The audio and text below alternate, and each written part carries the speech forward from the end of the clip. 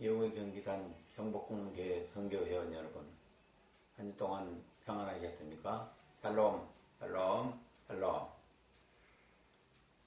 부활주일 후 첫 번째 주일을 맞이하였습니다. 코로나 사태가 진정되어 가는 가운데 4.15 총선도 성공적으로 잘 마쳤고, 그러나 아직 성전문이 열리지 않아서 가정에서 주일 예배를 드리게 됩니다. 네, 바라옵기는 성전에서 예배 드리는 날이 속히 올 수 있기를 간절히 기원합니다. 오늘 설교 제목은 갈릴리 호숫가에 찾아오신 부활의 주님입니다. 본문 내용은 부활하신 예수님이 갈릴리 호숫가에서 고기잡이에 나선 제자들에게 찾아오셔서 일어난 사건입니다. 네, 참혹한 예수님의 십자가 처형으로 인해서 큰 충격을 받은 제자들은 마가의 다락방에서 모든 문을 꼭꼭 걸어 잠그고 두려워 떨면서 있었습니다. 이때 부활하신 주님께서 두 번이나 나타나셔서 못자국과 창자국을 보여주시면서 제자들에게 너에게 평강이 있을지어다 라고 말씀하시면서 제자들을 위로하시고 평안을 주셨던 것입니다. 그러므로 이젠 예수님의 부활을 의심하는 제자들은 아무도 없었습니다. 하지만 예수님은 부활하신 몸을 입으셨기 때문에 생전과 같이 제자들과 동거동락하는 그런 일을 할 수가 없었습니다. 그러므로 제자들은 마땅히 의지할 곳이 없어서 어찌할 바를 모르고 불안정한 그런 상황 가운데서 지낼 수밖에 없었습니다. 이때 예수님께서 말씀하신 것이 생각납니다. 마태복음 28장 10절 말씀인데요. 너희들은 두려워하지 말고 갈릴리에 먼저 가 있으라. 그러면 내가 가리라. 이렇게 말씀하신 것이 생각났습니다. 또 당시 로마 당국과 예루살렘 공의의 그 핍박이 계속되어 이어지자 이를 피하기 위해서 제자들은 고향으로 내려갈 생각을 가지게 되었던 것입니다. 그리하여 갈릴리에 낙향한 시몬 베드로를 비롯한 7명의 제자들은 모두 다 어부 출신이었습니다. 따라서 베드로의 제안으로 고기 잡으러 가자고 말했을 때 모든 제자들이 자연스럽게 함께해서 디베랴 호수에 고기를 잡으러 나서게 된 것입니다. 예수님이 계시지 않는 제자들만의 고기잡이, 실로 3년 만이었는데요. 갈릴리 호수에 고기잡이를 나서게 되었던 것입니다. 과연 예수님이 계시지 않는 제자들의 고기잡이 어떠하였을까요? 본문을 통해서 상세하게 살펴보도록 하겠습니다. 첫 번째로 고향으로 낙향한 베드로를 비롯한 제자들의 모습을 살펴보기로 하겠습니다. 요한복음 21장 1절부터 3절 말씀인데요. 시간 관계상 눈으로 목독해 주셨으면 감사하겠습니다. 네.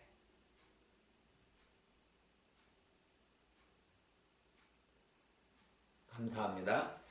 갈릴리 고향으로 내려온 베드로를 비롯한 제자들이 그 면면을 살펴볼 것 같으면 베드로 형제죠. 베드로와 안드레, 그리고 요한의 형제, 요한 형 야고보, 이 네 사람과 그리고 도마와 나다네, 그리고 빌립까지 해서 총 7명 모두가 갈릴리 출신이었습니다. 그들은 베드로의 제안으로 갈릴리 호수로 고기 잡이에 나섰던 것입니다. 3년 만에 고기 잡으러 나서게 되었는데요. 참으로 낯설기도 하고 감회가 새로웠습니다. 7명의 제자들은 옛 경험을 살려서 밤새도록 물고기 잡이에 최선을 다했습니다. 근데 이게 어찌된 일입니까? 동이 터올 때까지 단 한 마리의 물고기도 잡히지 않았다는 것입니다. 이처럼 예수님이 함께 하시지 않은 고기잡이는 빈 그물 뿐이었습니다. 예수님이 제자들이 고기잡이에 보이지 않는 손길로 간섭하신 것이 분명한 것 같았습니다. 이렇듯 주님이 함께 하시지 않으면 사람을 낚는 제자들의 선교 사역에도 빈손이 될 것임을 보여주신 것입니다. 사랑하는 성도 여러분, 여러분이 어떤 일을 열심히 하였는데, 정말로 열심히 하였는데 아무런 성과가 없을 경우 10중 8구 예수님이 여러분과 함께 하시지 않았기 때문입니다. 즉 여러분이 어떤 일을 시행함에 있어서 예수님을 주인으로 오시지 않고 또 파트너로 오시지 않은 결과일 것입니다. 두 번째로 날이 셀 무렵까지 단 한 마리의 고기도 잡지 못하고 빈 그물을 건지고 있는 제자들에게 예수님이 찾아오신 것입니다. 요한복음 21장 4, 6절 같이 읽도록 하겠습니다. 날이 되어갈 때 예수께서 바닷가에 서셨으나 제자들이 예수신 줄 알지 못하는지라. 예수께서 이르시되 얘들아 너에게 고기가 있느냐 대답하되 없나이다. 이르시되 그물을 배 오른편에 던지라 그러면 잡으리라 하시니 이에 던졌더니 물고기가 많아 그물을 들 수가 없더라. 아멘. 아침이 되어 빈 그물만 챙겨 있는 제자들에게 갈릴리 호숫가에 예수님이 나타나셔서 얘들아 고기를 잡았느냐고 질문하십니다. 예수님은 이미 제자들이 고기를 아무것도 잡지 못하고 빈 그물임을 알고 계시면서 질문하신 것입니다. 제자들이 잡지 못했다고 말씀드리자 배 오른편에 그물을 던지라 그리하면 잡으리라고 말씀하셨습니다. 어부 출신 제자들은 밤새도록 고기를 잡기 위해서 배 오른편, 왼편, 앞뒤 던져보지 않은 곳이 없었으나 헛수고였습니다. 그런데 지금 물고기 잡이의 전문가가 아닌 예수님께서 제자들에게 찾아오셔서 또 배 오른편에 그물을 던지라고 말씀하신 것입니다. 어부들의 경험으로 봐서 이것은 정말로 아무 소용이 없는 그런 일인 것 같았습니다. 하지만 제자들은 주님의 말씀에 순종하여 배 오른편에 그물을 던지게 되었던 것입니다. 그래야 했더니 이게 웬일입니까? 밤새내 한 마리도 잡히지 않던 고기가 그물에 가득 차게 잡힌 것입니다. 이것은 순종으로 인한 기적이 일어난 것입니다. 갈릴리 호수에 있는 그 대표적 물고기, 지금은 베드로 물고기라고 하죠. 그 큰 물고기들이 가득 잡혔으나 그물이 찢어지지 아니었다고 성경은 기록하고 있습니다. 이러한 은혜는 더욱 제자들의 선교 사역에서 성도들이 흩어지지 아니하고 하나가 되어 가득할 것을 미리 보여주신 것입니다. 시몬 베드로가 그물을 육지에 끌어올려 그물에 가득 찬 물고기를 세어보았더니 153마리가 잡혔다는 것입니다. 이렇게 많은 물고기가 잡혔으나 그물이 찢어지지 않는 풍성한 은혜를 입었던 것입니다. 주님이 함께 하시지 않은 고기잡이는 헛수고일 뿐이며 빈 그물 뿐이었습니다.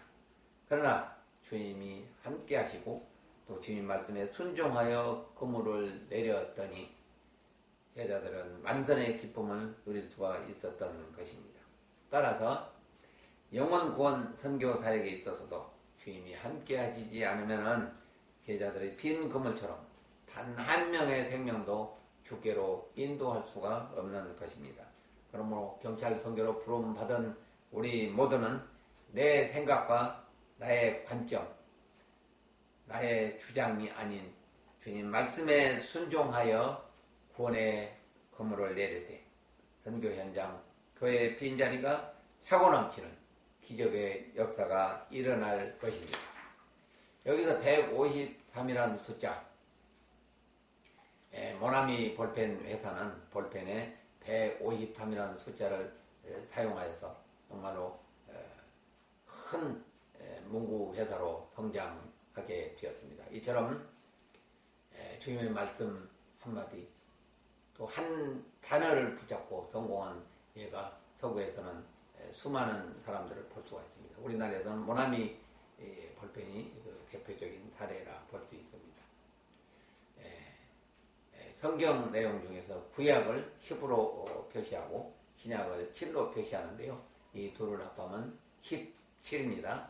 이를 연산하면 1 더하기 2 더하기 3 더하기 17 더하기를 연산하면 153이란 숫자가 나옵니다. 이것은 이방인과 유대인 모두를 구원하는 의미라고 성 어거스틴은 주장을 합니다.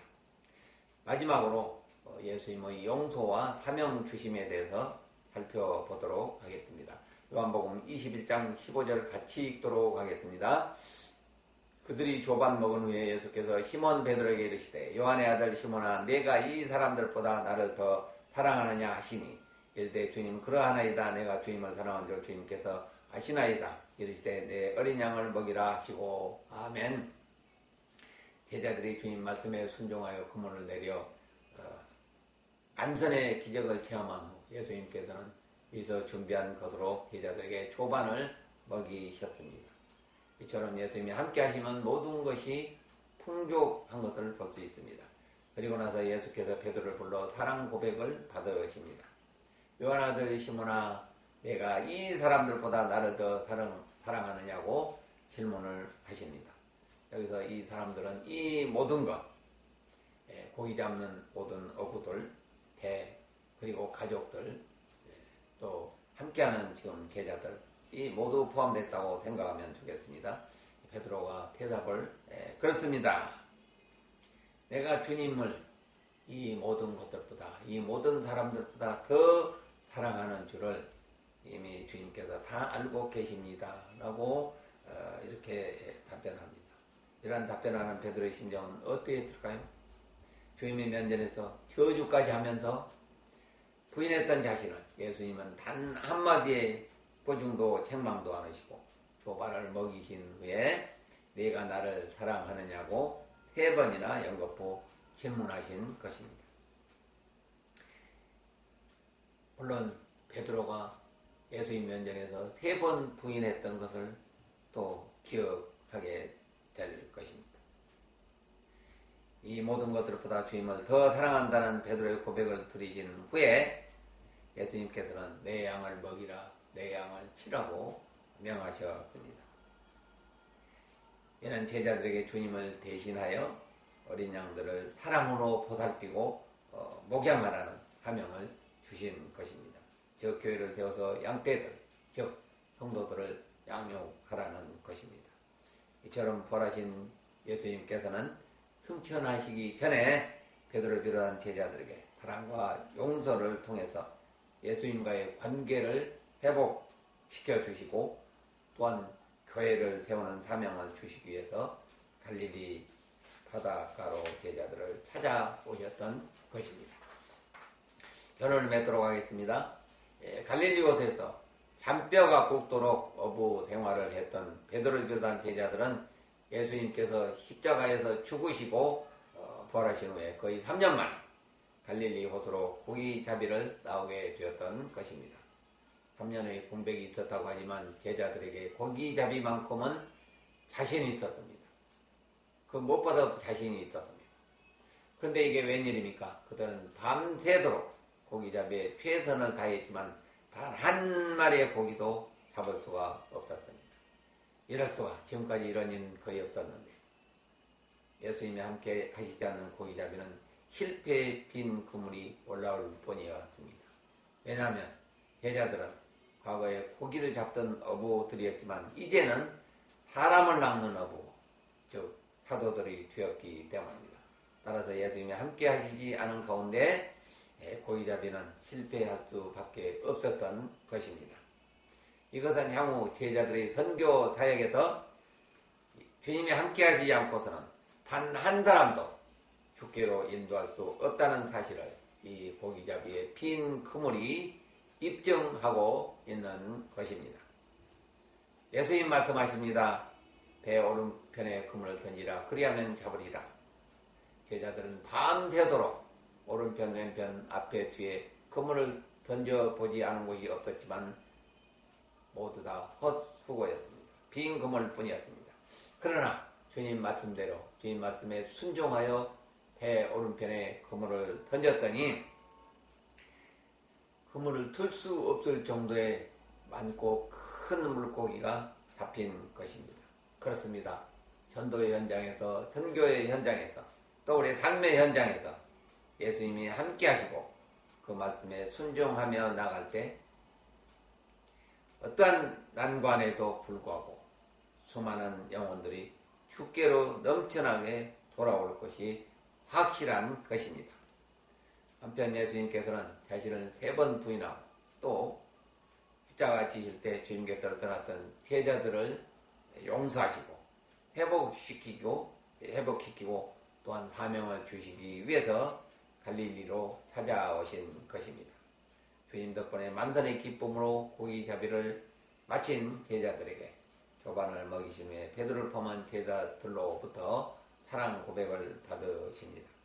그리고 마태복음 28장, 마가복음 16장에서 제자들에게 전도의 사명, 선교의 사명을 주신 것처럼 오늘 요한복음 21장에서도 21장 말씀에서도 베드로를 비롯한 제자들에게 교회를 세우고 사랑으로 어린 양들을 목양하라는 사명을 주셨던 것입니다. 사랑하는 성도 여러분, 우리 성도들도 하나님의 택한 백성이고 주님의 제자들입니다. 따라서 주님이 주신 선교 사명, 전도의 사명 감당을 위해서 최선을 다해야 할 것입니다. 그러나 아무리 힘쓰고 애쓴다 할지라도 주님이 함께 하시지 않는 선교 현장 사명 감당은 헛수고가 되어 빈 그물을 들 수밖에 없습니다.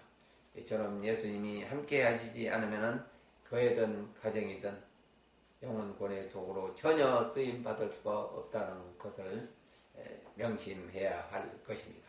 그러므로 저와 여러분 모두가 주님을 주인으로 모시는 교회와 가정이 되고 또 주님의 말씀에 순종하는 성도가 됨으로써 주님이 함께 하시는 경찰 선교와 삶의 현장에서 제자들처럼 만선의 기쁨을 누리며 부활의 기쁨과 소망을 전하는 우리 경복궁 교회와 선교 회원님들 다 되시기를 주님의 이름으로 축원합니다. 한 주 동안 평안하세요. 샬롬.